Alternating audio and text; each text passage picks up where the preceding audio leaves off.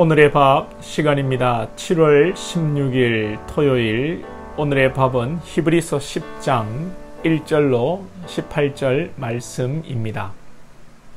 율법은 장차올 좋은 일의 그림자일 뿐이요 참 형상이 아니므로 해마다 늘 드리는 같은 제사로는 나오는 자들을 언제나 온전하게 할 수 없느니라.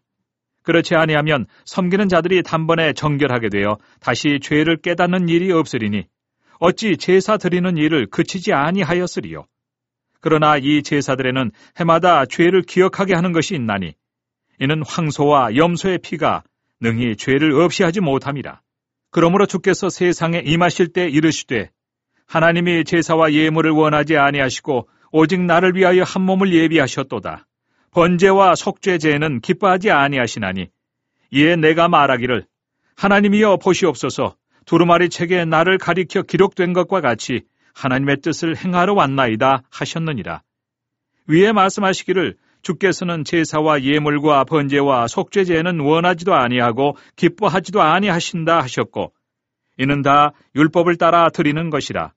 그 후에 말씀하시기를 보시옵소서 내가 하나님의 뜻을 행하러 왔나이다 하셨으니 그 첫째 것을 폐하심은 둘째 것을 세우려 하심이라.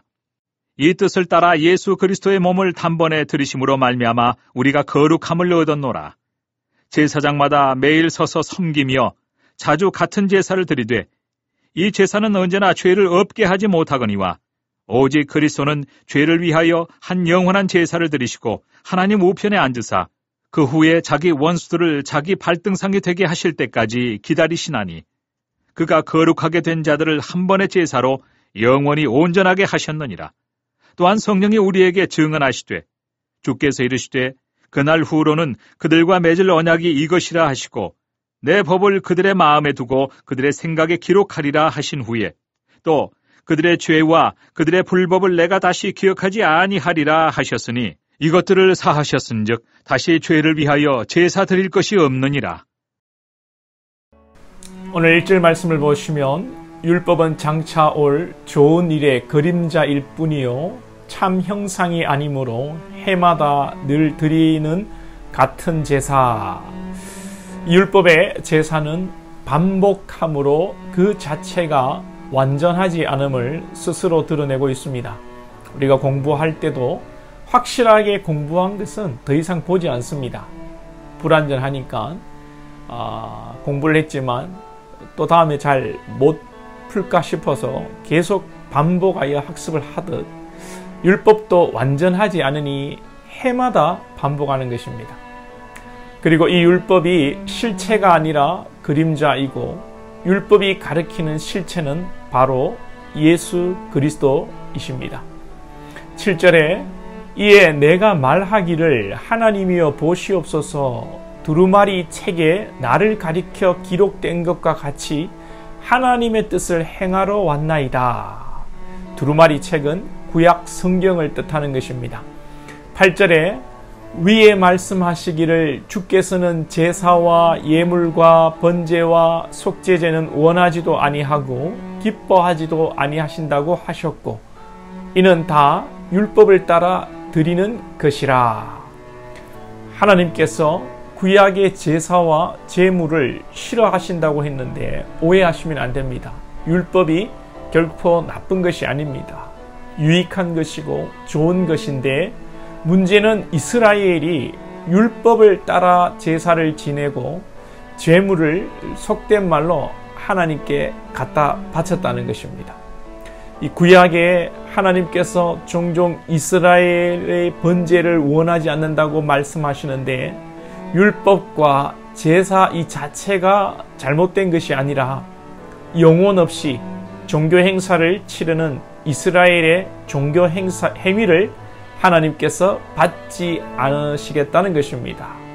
경상도 말로 율법적인 제사, 자기의 의를 드러내는 이 제물, 그 꼬라지 보기 싫다는 것입니다. 우리도 마찬가지입니다.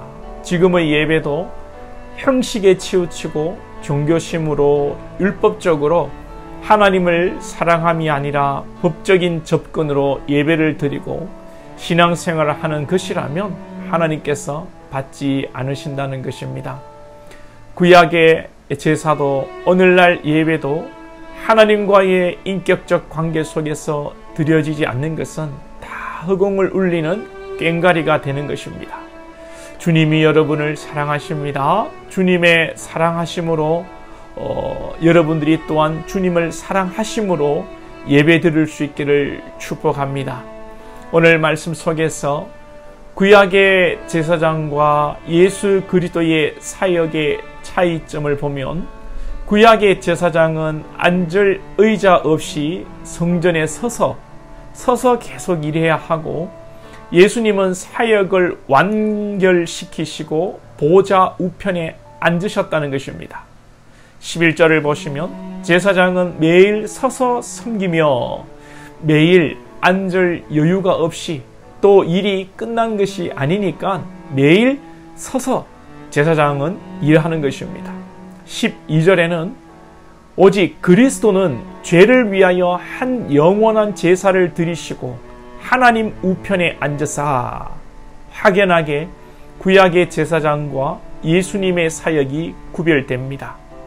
우리 예수님은 구원을 완성하셨습니다. 할렐루야.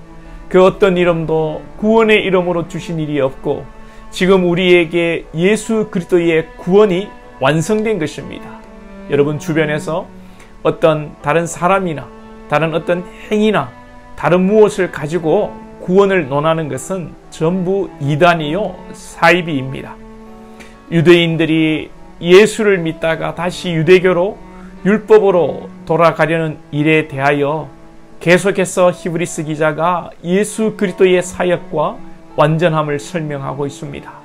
구원은 유대교에서 말하는 것처럼 인간이 제사를 지내고 바른 생활을 통해 얻는 것이 아닙니다. 구원은 값없이 은혜로 주어지는 선물입니다. 주님께서 십자가에서 죽으시고 부활하심으로 사탄의 권세를 이기고 이루신 승리와 축복을 선물로 받아들이는 것이 구원입니다. 혹 여러분들 중에 믿음이 흔들리고 내가 이렇게 살아서 구원받겠나, 더 예배를 잘 드려야지, 더 헌금을 잘해야지 하지 마시고 주님을 사랑하시고 예배하시고, 결코 우리의 구원을 바꿀 수 있는 것은 아무것도 없다는 것을 확신하시기 바랍니다.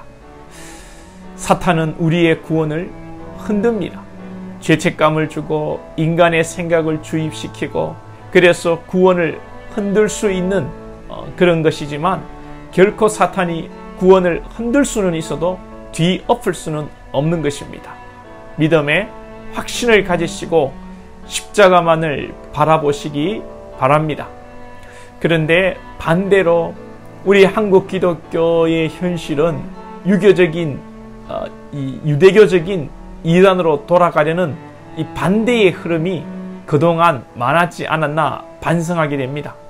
너무 값싼 은혜만을 강조하다 보니 기독교인이 너무도 윤리 수준이나 도덕에 대한 안일한 생각이 많습니다. 모든 것이 은혜로 된다고, 그저 하나님의 선물로 주어진다고 여러분 함부로 막 사는 것도 잘못된 것이고 이단입니다. 도대체 이 저를 포함해서 우리가 믿는 자로서 도대체 이 안 믿는 자보다 더 나은 게 무엇인가를 심각하게 고민해야 합니다. 불신자보다 공중도덕을 우리가 더 잘 지켜야 합니다. 불신자보다 안전운행을 하고 교통법규도 잘 지켜야 합니다. 제가 아는 한 분이 있는데, 이분은 환경운동가이고, 제가 생각하기에 또 환경을, 자연을 사랑하시는 분입니다. 하나님이 만드신 이 자연을 잘 지켜야 한다는 분이시고, 평소에 믿음도 좋으시고 겸손하신 분이고 제가 참 좋아했습니다. 물론 지금도 좋아합니다. 그런데 이분이 자동차만 타면 과속을 즐기시는 거예요. 제가 깜짝 놀랐습니다. 환경을 사랑하고 자연을 아끼는 분이 과속을 하면 됩니까? 안 돼요. 과속을 하면 매연이 많이 나오거든요. 공기가 오염되고 환경이 파괴됩니다. 우리가 예수를 믿으면서도 항상 자기중심적인 생각을 하고 살아가고, 내가 하는 일이 옳고 내가 하는 것은 괜찮다, 다 은혜로 넘어간다, 그런 경향이 있는 것 같아요.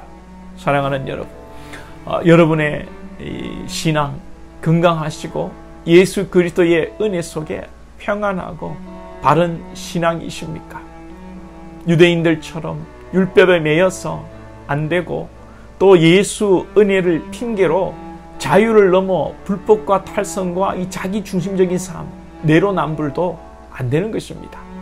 예수님께서 온전케 하신 구원과 십자가의 도를 따라 균형 잡힌 신앙, 건강하고 행복한 신앙생활을 할 수 있기를 주님의 이름으로 축복합니다. 기도드리겠습니다. 하나님 아버지, 오늘 또 주님께서 단번에 완전히 이루신 구원의 은총을 사모합니다. 주님의 그 완전히 이루신 구원으로 말미암아 우리의 죄와 우리의 허물이 용서받고 하나님의 자녀가 된 것을 확신합니다.